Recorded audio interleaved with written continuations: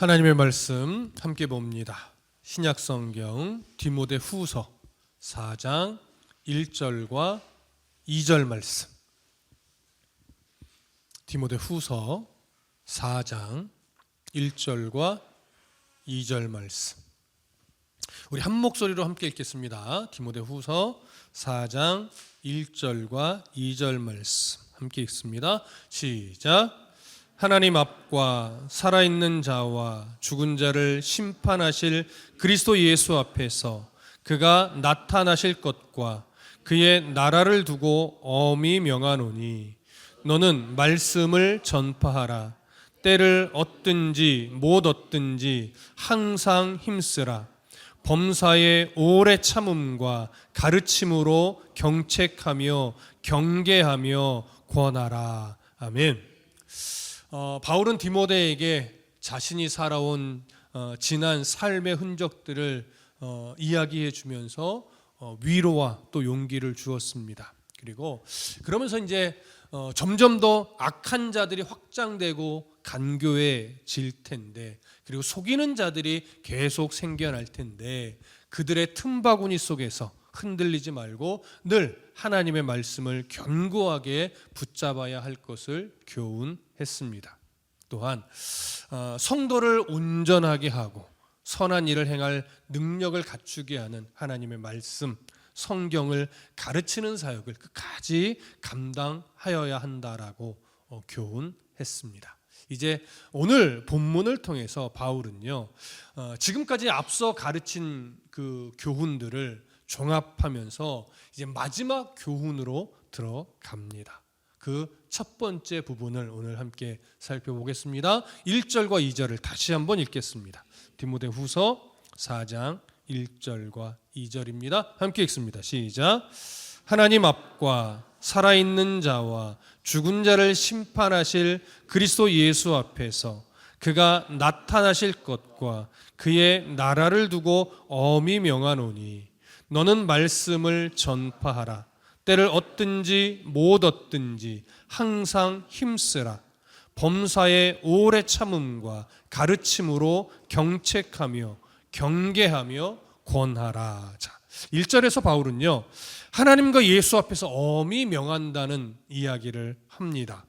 하나님, 만물을 창조하신 그 여호와 하나님을 의미합니다. 그리고 예수 그리스도 메시아로 이 땅에 오셔서 우리의 죄를 구원하기 위해 십자가에서 생명을 내어주시고 부활하시고 승천하셔서 이제 다시 오실 것이라고 약속하신 그 예수 그리스도를 의미하죠.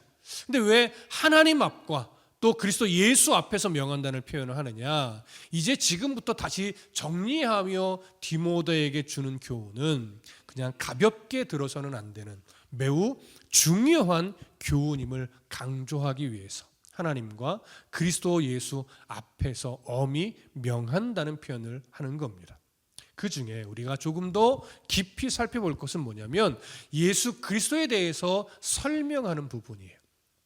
바울은 예수 그리스도에 대해서 이렇게 설명합니다. 살아있는 자와 죽은 자를 심판하실 예수 그리스도. 그리스도 예수. 자, 여기 살아있는 자란 어떤 의미이냐? 바로 주님 분명 재림하실 텐데 그 재림하실 그때에 아직 육체의 죽음을 맞이하지 않고 살아있는 자, 그게 누가 될지는 아무도 몰라요. 우리는 항상 한 번쯤은 생각합니다. 내가 육체의 죽음을 맞이하기 전에 주님이 다시 오시면 얼마나 좋을까. 한 번쯤은 다 생각해 보셨을 텐데 누가 주님 다시 오실 그때에 살아있는 자가 될지는 아무도 알 수 없습니다. 마찬가지로 그 주님이 재림하실 때 살아있는 자와 또 죽은 자는 바로 그리스도 예수께서 재림하시기 전에 이미 죽음을 맞이한 역사 속의 모든 사람을 의미합니다.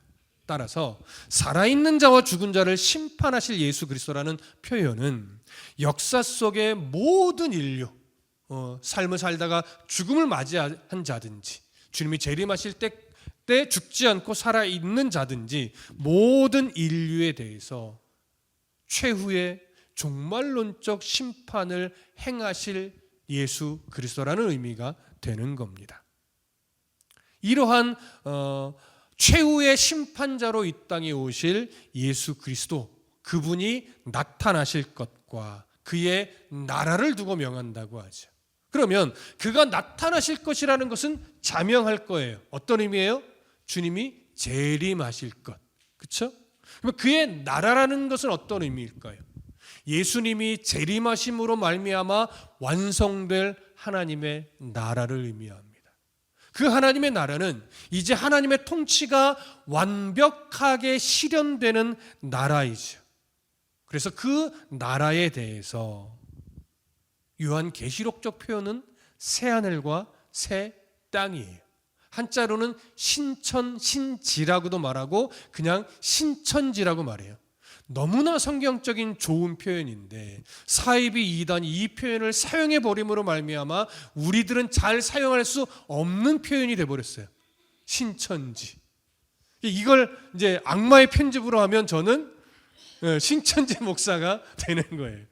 여러분, 신천지는 너무나 기독교적인 표현이에요.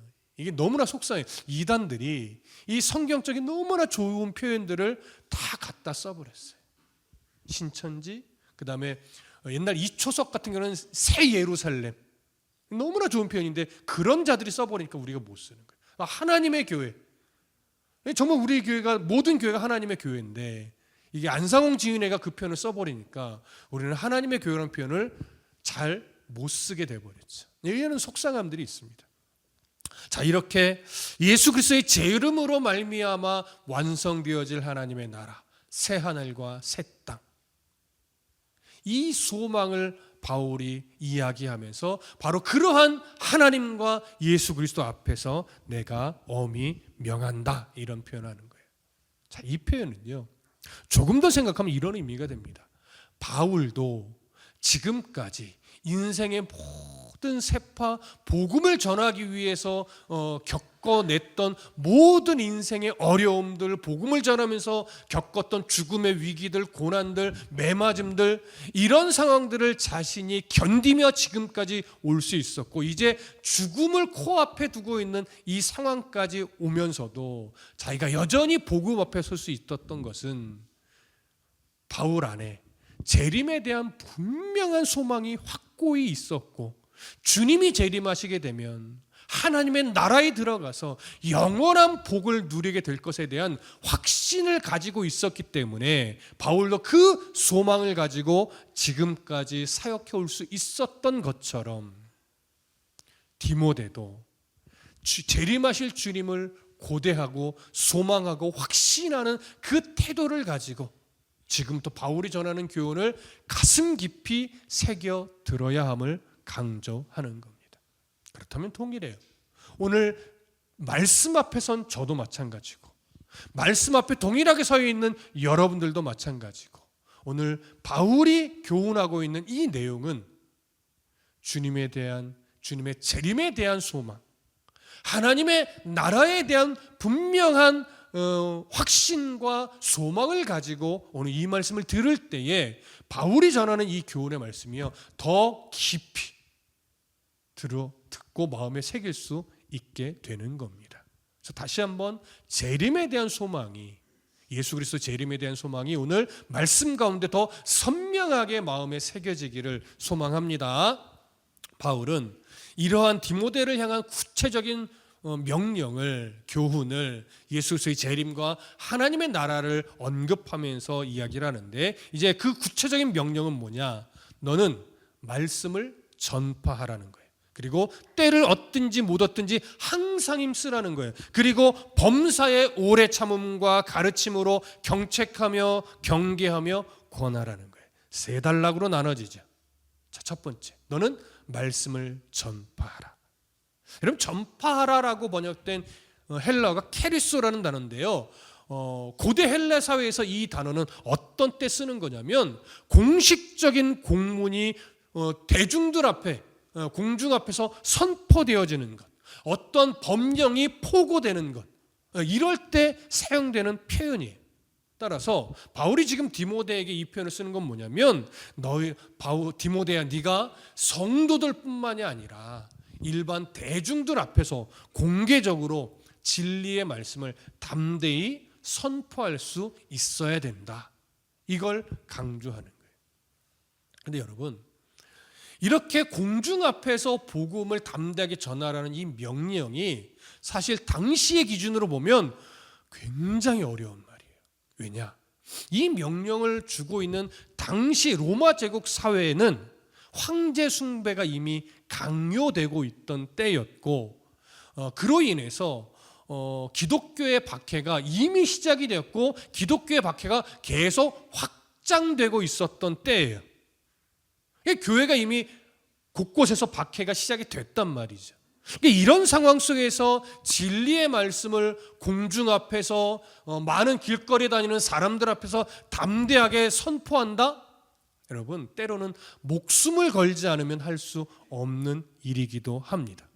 그러니 바울이 디모데에게 이 명령을 할 때에 이 명령은 그냥 쉽게 하는 말이 아니에요. 디모데야, 너 때로는 목숨에 위기에 놓이는 순간도 있겠지만 죽음을 두려워하지 말고 많은 사람들 앞에서 복음을, 하나님의 말씀을 담대하게 전할 수 있어야 한다. 이런 명령이란 말이에요. 이게 쉽게 말할 수 없죠. 그러나 바울도 성령의 도우심을 따라 그렇게 살아왔기 때문에, 그리고 그럼에도 복음이 확장되는 것을 보았기 때문에 바울은 자신이 걸어온 그 길을 디모데 앞에서 이야기를 하면서 이 교훈을 하고 있는 거예요. 그래서 때를 얻든지 못 얻든지 항상 힘쓰라는 명령을 덧붙이는 거예요. 왜 때를 얻든지 못 얻든지라는 표현을 할까요? 사실 당시 로마 제국 사회에서요, 복음을 전할 수 있는 편안한 상황은 사실 한 번도 주어지지 않았어요. 그러니 사실 대부분은 복음을 전하기 어려운 상황입니다. 그 속에서 희망을 잃지 말고 소망을 잃어버리지 말고 복음을 전해야 된다는 것은 뭐냐면, 어떤 상황 속에서도 분명 복음을 전해야 되니 항상 매 순간 복음을 전할 수 있는 마음의 준비를 하고 있으라는 거예요. 그래서 조금의 기회가 생기면 바로 복음을 전할 수 있도록, 항상 복음을 전할 수 있는 상황은 주어지지 않을 것이니 하나님께서 조금이라도 틈을 열어주시면 복음을 전할 수 있도록 항상 마음의 준비를 하고 있으라는 거죠. 여러분, 바울도 감옥에 갇혔을 때도 복음을 드러낼 수 있는 틈만 생기면 간수장에게도 복음을 전했단 말이에요. 법정에 서서 변호해야 되는 그 상황에서도 하나님이 틈만 열어주시면 그 법정에서 자신을 변론하는 상황에서도 복음을 드러냈단 말이에요. 이것처럼 당시 상황은 절대 복음을 쉽게 전할 수 없는 그런 상황이었기 때문에 때를 얻든지 못 얻든지 항상 마음에 준비하고 딱 있으면 하나님이 기회만 딱 열어주신 그 순간에 언제든지 복음이 툭 튀어나갈 수 있도록 항상 준비하고 복음을 위해 살아갈 수 있어야 함을 바울이 지금 강조하는 거예요. 사실 이 교훈 앞에서 저도 얼마나 부끄러운지 모릅니다. 사실 저와 여러분들 때를 얻든지 못 얻든지 노방전도 하라는 말이 아니에요. 때를 얻든지 못 얻든지 우리가 살아가는 일상의 영역에서 어떻게 해서든지 복음을 드러내고 한 영혼이라도 주를 만날 수 있도록 우리가 안내하거나 때로는 전도하거나 때로는 인도하는 그런 어떤 마음의 태도를 늘 가지고 살아가야 되는데요. 여러분, 사실 우리는 분주한 일상 속에서 정신없이 돈을 위해, 생계를 위해 살아가다 보니 사실 복음을 위해 한 주를 살아가는 모습은 거의 드러나지 않고, 복음이라고 하는 것은 간신히 주일에 예배 시간에만 들을 수 있는 메시지가 되어버리는 모습이에요. 저도 마찬가지예요. 말씀을 읽고 설교를 준비할 때는 복음 이러는데 막상 교회 밖을 나가 누군가를 만나거나 어떤 상황 속에 딱 들어갔을 때 복음을 내가 정말 드러내는 삶을 살아가고 있는가 저한테 질문을 하면요, 한없이 초라해집니다. 그래서 오늘 이 교훈은 단순하게 바울이 디모데에게만 주는 교훈이 아니에요. 바로 당신은 그 분주한 일상의 영역에서 하나님 복음을 드러낼 기회가 주어졌을 때 복음을 드러내고 있는가? 이 교훈 앞에서, 이 말씀 앞에서 우리는 다시 한번 나의 삶의 모습을 점검해 보셔야 돼요. 사실 우리는 지금 이 빈자리를 앞으로 채워가야 된단 말이에요. 이 빈자리는 누가 채우시겠어요? 물론 하나님이 보내시는 영혼들로 채워지겠지만 그 하나님이 영혼들을 보내실 때 보편적으로 누구를 통해서 보내요? 우리 한 사람 한 사람의 삶을 통해 이 자리에 보내는 영혼이 생긴단 말이에요. 그러기 위해서는 때를 얻든지 못 얻든지 여러분, 영혼을 바라보는 시선과 내가 저 영혼에 대한 기도, 한 영혼에 대한 기도와 그 영혼들이 주님께로 돌아올 수 있도록 안내하고자 하는 마음의 준비를 항상 하고 있어야 돼요. 여러분, 2025년이 시작됐습니다. 이 빈자리를 채우기 위해서 내가 이 자리에 어떤 영혼을 좀 데리고 올까 기도하며 마음에 품고 있는 사람이 있으십니까? 사실 저도 없습니다. 저도 없어서 할 말은 없지만 여러분, 한 번 더 이 자리에 그분이 오면 참 좋을 텐데 어떻게 이 자리에 그분을 오게 할까 기도하며 그 영혼을 바라보며 항상 마음을 쓰는, 그리고 복음을 삶으로든 말로든 무엇으로든 드러낼 수 있는 그런 마음의 결심들을 좀 가져보시면 참 좋을 것 같습니다. 여러분, 2025년 이 빈자리를 좀 우리 여러분들을 통해서 하나님이 채워주시기를 소망하며 한번 기도해 보십시다. 아멘이시죠? 네. 자, 그렇게 바울은 때를 얻든지 못 얻든지 항상 복음을 드러낼 준비를 하라고 강조를 합니다. 그러면서 때를 얻든지 못 얻든지 복음을 전하기 위해서 한 사람 한 사람이 어떤 마음의 태도를 가져야 되는가, 그 부분을 이제 설명하는데 뭐라고 말하냐면 범사에 오래 참음과 가르침으로 경책하며 경계하며 권하여야 한다고 이야기를 해요. 그럼 먼저 생각해 보십시다. 범사에, 이 표현은 어떤 의미겠어요? 이 뒤에 5가지 명령이 나오잖아요. 오래 참고 가르치고 경책하고 경계하고 권하라는 이 말이요, 범사의 행위, 이런 일들을 해야 된다는 건데, 이 범사라고 하는 것은 일상의 모든 영역이에요. 소소하게 여기는 그 순간까지 포함된 일상의 모든 영역에서 복음을 전하기 위해서 어떤 태도를 가져야 되느냐? 첫 번째, 오래 참음의 태도를 가져야 된다는 거예요. 오래 참음. 그럼 이 오래 참음으로 범사의 복음을 드러내야 된다는 건데, 여기서 말하는 오래 참음이라고 하는 것은 단순하게 그냥 참자, 견디자, 인내하자 이 차원의 의미가 아니에요. 복음을 우리가 드러내고 누군가에게 복음을 좀 전하려고 애쓰지만 쉽지 않잖아요. 복음에 대해서 사람들은 무관심해요. 그럴 때는 복음에 대해서 적대적인 마음을 갖는 사람도 있어요. 그 복음을 거절하는 자들이 사실 더 많죠. 그럴 때 거절하고 무관심하고 복음에 관심을 두지 않는 그 관계 속에서 복음을 드러내려고 애쓸 때 결국은 언젠가는 그 복음이 한 영혼에게 들어가 그들을 변화시킬 것을 믿고 인내하라는 거예요. 언젠가 복음이 그 영혼을 변화시키겠지. 이 믿음을 가지고 끊임없이 인내함으로 그 한 영혼 한 영혼과 관계를 계속 지켜가라는 그런 차원에서 오래 참는 거예요. 실망하지 말고. 그리고 두 번째로 교훈하는 것이 가르침입니다. 범사에 오래 참음으로 복음을 전하고 범사에 가르침으로 복음을 전해야 된다는 건데, 그럼 여기서 말하는 가르침은 무엇이냐? 뭔가 복음의 메시지를 증거하는 어떤 행위 자체만을 의미하는 것이 아니라 이것 또한 앞에서의 맥락과 비슷하게 포기하지 않고 끝까지 복음을 전하는 걸 의미해요. 이 표현의 의미를 우리가 조금 더 정확하게 알려면요, 마태복음 28장 20절의 의미를 좀 아셔야 돼요. 마태복음 28장 20절은 예수님이 승천하시기 전에 제자들에게 준 말씀 중에 한 부분인데 이렇게 되어 있습니다. 내가 너희에게 분부한 모든 것을 가르쳐 지키게 하라. 근데 한글 성경은 지키게 하라에 조금 강조점을 둔 것처럼 보이는데 헬라어 성경으로 보면요, 가르치라 지키게 하라의 강조점을 두지 않고 지키도록 가르치라 이렇게 돼 있어요. 가르치라에 초점을 두고 있어요. 지키도록 가르치라. 내가 너희에게 분부한 모든 것을 지키도록 가르치라 이렇게 되는 건데, 이건 어떤 의미가 되냐면 사람의 역할과 하나님의 역할을 잘 보여주는 거예요. 사람의 역할은 뭐냐? 끊임없이 복음을 삶으로 또는 행동으로 또는 말로 가르치고 전하며 드러내 보여주는 거예요.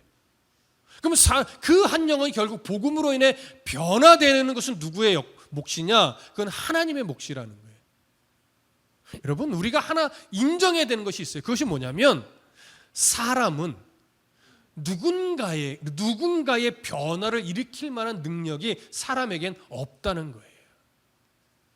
사람에게는요, 물론 때로는 감동을 주기도 해요. 때로는 사람이 어떤 누군가를 위로하기도 해요. 하지만 그 생명이 변화되는 역사는 사람에게는 그런 일을 일으킬 만한 능력이 없어요.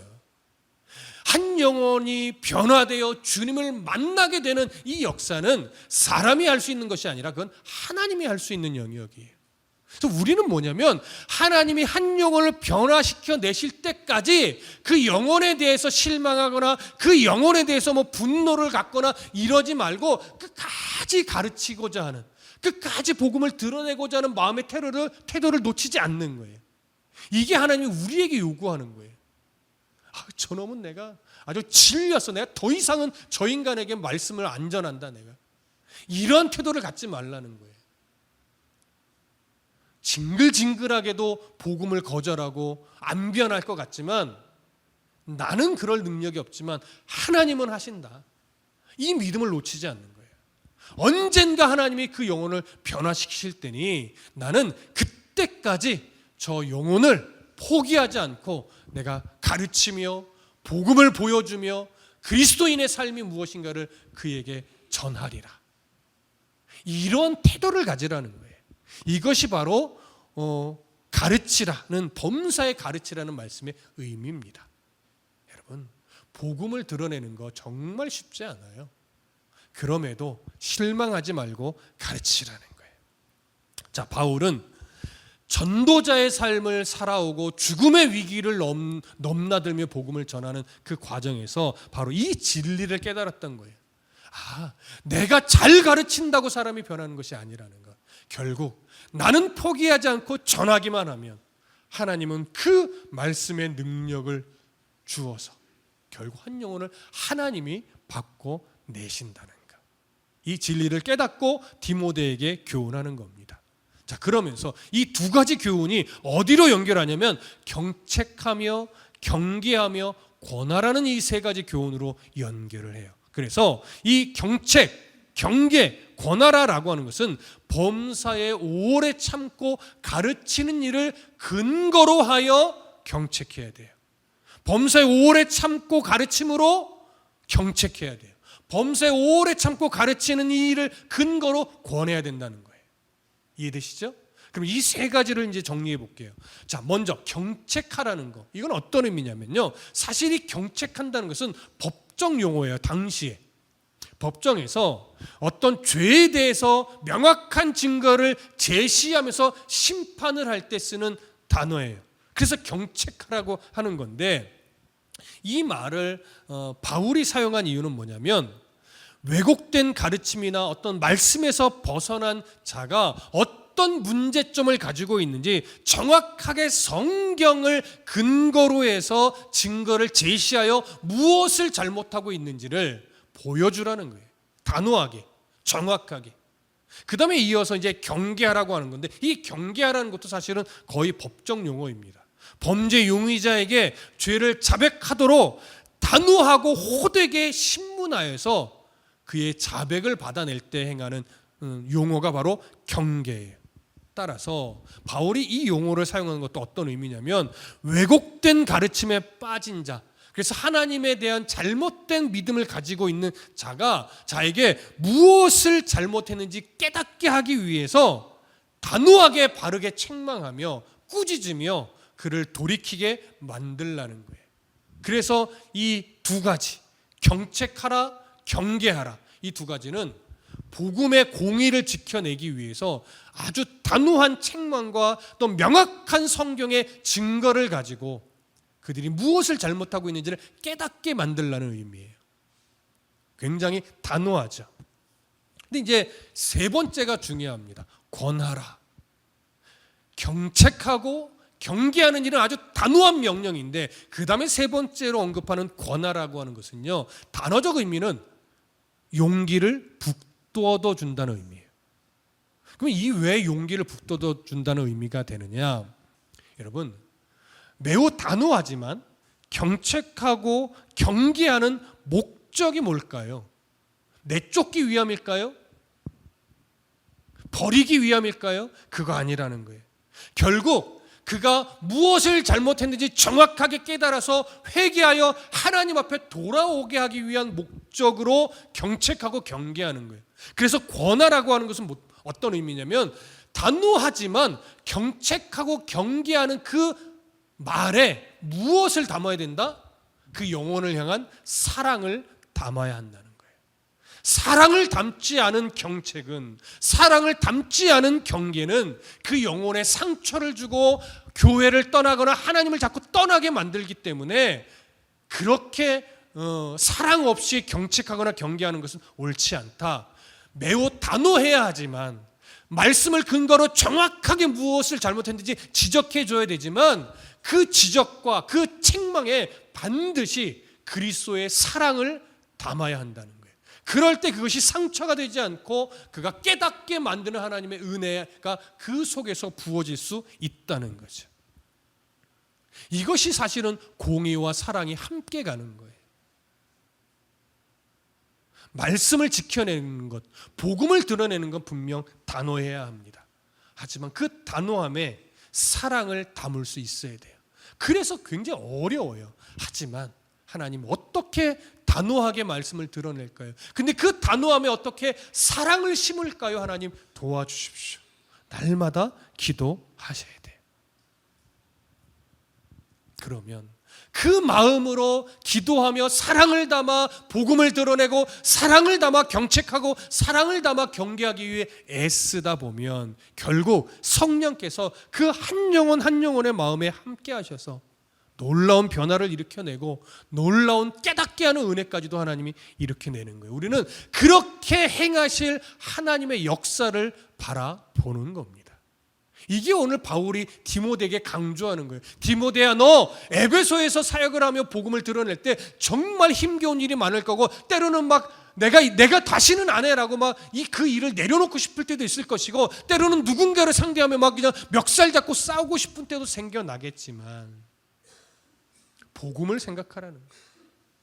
그리고 그 복음을 위해 싸울 때 단호해야 하지만 그 단호한 복음을 사랑을 담아서 전할 수 있어야 된다는 것. 이것이 지금 디모데에게 교훈하는 바울의 내용이고 오늘 우리도 가슴 깊이 새겨 들어야 하는 메시지인 겁니다. 바울이 교훈하고 있는 이 복음 전파의 사역, 그리스도 예수께서 재림하실 때까지 우리 모두가 포기하지 말고 감당해야 하는 사명이에요. 목사들에게만 준 사명도 아니고 전도사에게만 준 사명이 아니고 선교사에게만 준 사명이 아니고 말씀의 은혜를 받아 구원의 백성이 된 우리 모두가 일상의 영역에서 각자의 모습대로 감당해 가야 하는 사명입니다. 여러분, 이 사명을 가지고 우리가 삶을 살아나가기 위해서 정말 중요한 게 뭐냐면 예수 그리스도의 재림에 대한 소망이 내게 정말 있는가? 이거 점검하셔야 돼요. 왜냐하면 예수 그리스도 재림에 대한 소망, 하나님의 나라에 대한 소망이 우리 안에 없으면요 견디며 살 수 없어요. 예수 그리스도 재림에 대한 소망, 하나님의 나라에 대한 소망이 내 안에 정확하게 이해되어져 있지 않고 소망으로 자리 잡고 있지 않는데 어떻게 참고 견딜 수 있으며 어떻게 복음을 전하려고 할 수 있으며 어떻게 영혼에 대한 안타까움을 가질 수 있겠냐고요. 여러분 잘 들으십시오. 교회는 사업이 아닙니다. 목회는 사업이 아닙니다. 목회를 사업으로 생각하면, 교회가 사업장이라고 여기면, 여러분 2025년도 이 자리를 채우기 위한 계획서를 만들어야 돼요. 그리고 여러분, 난 한 사람 한 사람에게 계속 미션을 줘야 돼요. 이미 많은 교회가 그렇게 합니다. 그래서 전도 대축제를 해마다 하면서 계속 부담을 주죠. 몇 명씩 작정하라고, 때로는 이름도 적어내라고 해요. 여러분, 그게 틀렸다, 이걸 말하고 싶은 것이 아니에요. 교회는 그렇게 사업적으로 운영하는 것이 아니라고 저는 말씀 안에서 발견을 했기 때문에, 그런 식으로 교회가 운영되어서 성도 숫자 늘리고 재정 불리고 규모를 키우는 이것이 교회의 목표나 목적이 될 수 없다는 거예요. 그럼에도 이 자리를 채워야 하는 것은요, 교회가 사업체라서가 아니라 한 영혼이라도 빨리 하나님 나라의 소망, 재림에 대한 소망을 갖고 우리도 모두 하나님의 자녀로 살아가야 하는 그 씨름을 해야 되기 때문에 영혼에 대한 사랑을 가지고 이 자리를 채워가자는 것이지. 근데 그 일을 우리가 사명으로 여기고 할 수 있는 것은 우리 안에 재림에 대한 소망이 없으면 안 돼요. 하나님 나라의 소망이 없으면 안 돼요. 그 소망이 없이 자리를 채우려고 한다? 이건 결국 사업이 돼요. 그러면 그것은 절대 교회가 아닙니다. 목사는 CEO가 되는 거죠. 어떻게 하면 성도들을 잘 활용하여 이 자리를 채우고 늘려서 재정을 늘릴까? 그 고민을 하는 CEO가 된다고요. 여러분, 목사는 CEO가 아닙니다. 복음을 함께 드러내며 복음을 위해 함께 살아가자고 바울이 디모데에게 교훈하듯이 저 또한 여러분들에게 교훈하며 하나님의 말씀을 드러내는 자이지, 교회는 사업적으로 운영해서는 절대 안 되는 곳이에요. 그래서 우리 안에 정말 재림에 대한, 예수 그리스도 재림에 대한 소망이 정말 있는가? 정말 사람이 죽으면 그것으로 끝인가? 죽음 이후의 세계가 정말 있는가? 죽음 이후의 세계가 있다면 그 죽음 이후의 세계를 주관하는 그 주관자는 누군가? 이것에 대한 고민을 우리 더 깊이 하셔야 돼요. 그렇다면 그분은 성경에서 말하는 여호와 하나님밖에 없고, 그 여호와 하나님이 성경에서 약속했다면 그것은 확실한 약속이기 때문에 우리는 오늘도 이 땅에서의 삶이 인생의 목적이 아니라 재림하실 주님을 만나서 그 주님이 약속한 새하늘과 새 땅에서 살아가는 것이 진짜 믿음의 본향이다 라고 여기며, 이 땅에서의 삶을 나그네의 삶으로 인정하고 인생의 목적이 돈을 위해서만 사는 인생이 되지 않도록, 성공을 위해서만 사는 인생이 되지 않도록 스스로를 점검하면서, 그렇다면 나는 주어진 인생을 무엇을 인생의 목표로 삼고 살아갈 것인가? 이 고민을 진지하게 할 때에 오늘 바울의 교훈이 점차 이해되어져 갈 것입니다.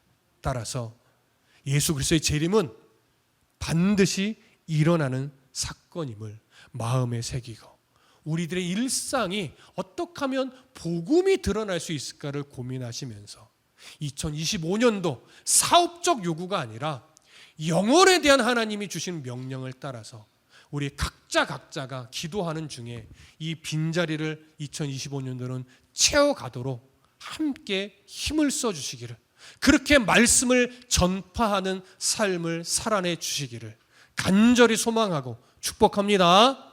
기도하겠습니다.